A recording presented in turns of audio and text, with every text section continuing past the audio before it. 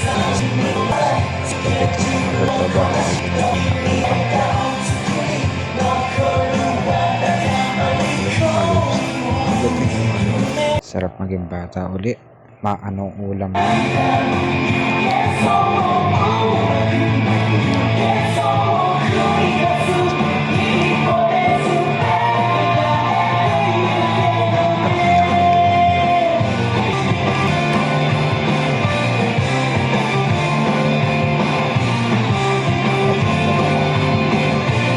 Pinaayos ko muna yung motor ko. Sira kasi yung gearbox ng odometer ko. Mahirap manghula kung ilan na yung takbo. Baka maubusan tayo ng langis. Nagpa-change oil na rin ako. Sinabay ko na sa pagpapagawa. 1,000 takbo lang yan. Nagcha-change oil ko na. Siya nga pala yung malapit na mekaniko. Malapit yan. Napakahusay yan. Shout out sa iyo, Mark Sareno. At pagbalik ko ng store, meron ng deliver. Alis ako dito sa labo habang hinahanda ko sa loob. Lahat kasi nung dinideliver ay dinideliver ko sa loob. Pangalan tapos kung saan location ng magpa-deliver. Tapos siyempre kung sino nag-deliver.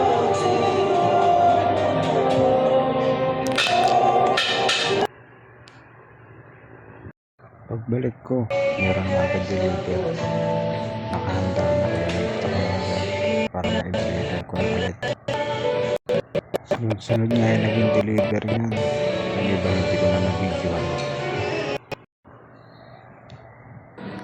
Ayan, pagbalik meron ulit. Kaya ayun, pagbalik na gutom. Starting ko sa orasan, pasado alas 12 na pala. Kaya hinanda ko na bumalik ko ng ulam. Binilo ko pa nga yung binilang ko ng ulam. Sabi ko, pagbili ng 5 pisong sabaw, tapos kaya ng ulam. Natawa siya pero parang akong ipagpagkakan ng sabaw. Sabi niya, baliktad. Bumili ka ng ulam, bibigyan ka ta sabaw. Ganun lang na pala ako dito ang ulam. Yung magbilan na ito. Ikaw. Oo. Bicol Presto. Kasi hindi daw maakong kaya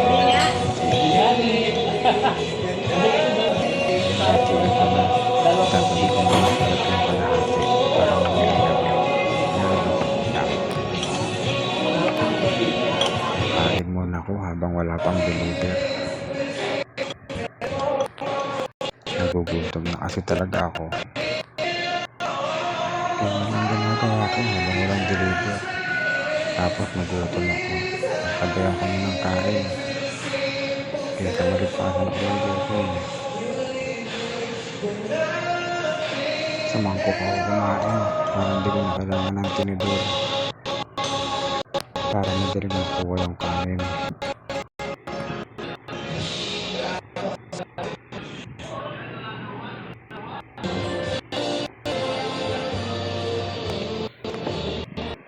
Yung sabaw malamig na. Nakalimutan kong initin. At pagtas ko kumain, magkaroon ng deliver. Kaso pagbalik ko, humupa na. Kaya yun, nag-sound trip kami. Habang naghihintay ng customer.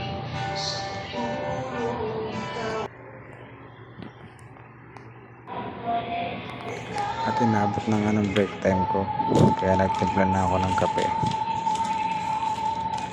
Bumili pa ako ng Puto Seco. Paborito ko kasi ito. Tapos kape.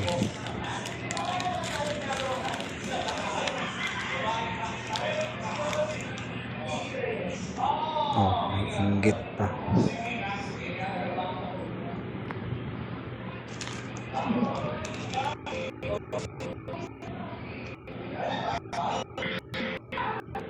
Sarap talagang isabay sa kape ng Puto Seco.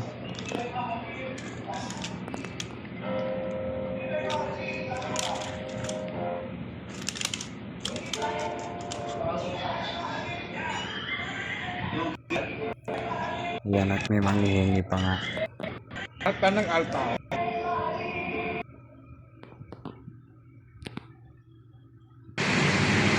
Mag-take pa, meron ng deliver. Tapos pinamili ko na rin sila ng gulay na kailangan nila. Kinapos kasi sila sa gulay.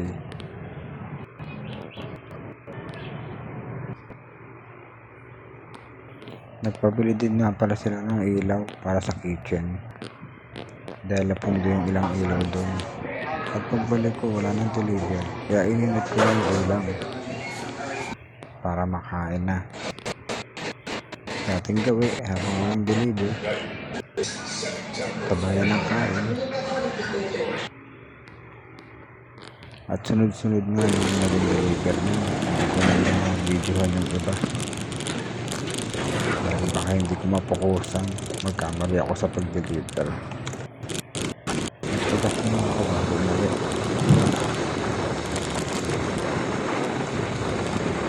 Biyahe na ako pa ulit.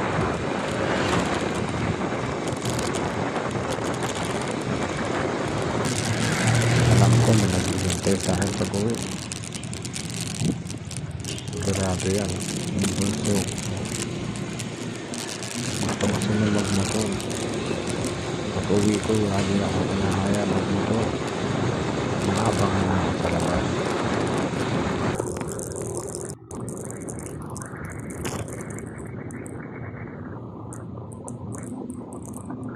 Pasensya na kayo mga lods. Medyo maalog yung cellphone, kaya ganyan ang video. Tapos sira ko yung check ko. Wala na lang isip.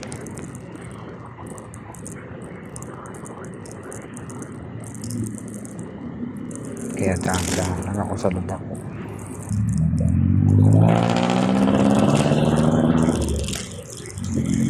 At malapit na nga.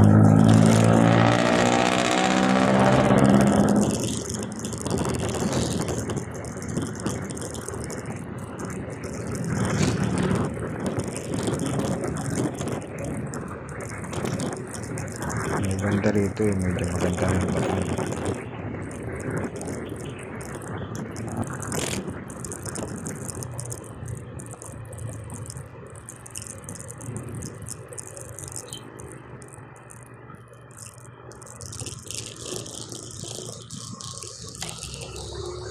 Malapit na lods.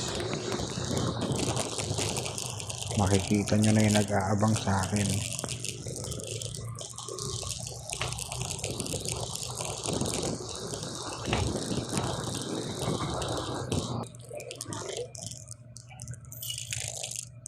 At ito na nga, natatanaw ko na.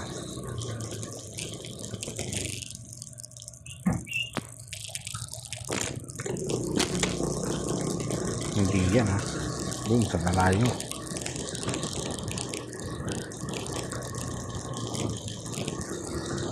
Hindi yan. Tiyara,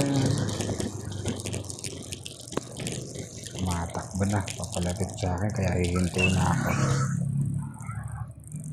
Ayan yung pangalawa ko. At ayan, si Bunso. Aayain ako magmotor.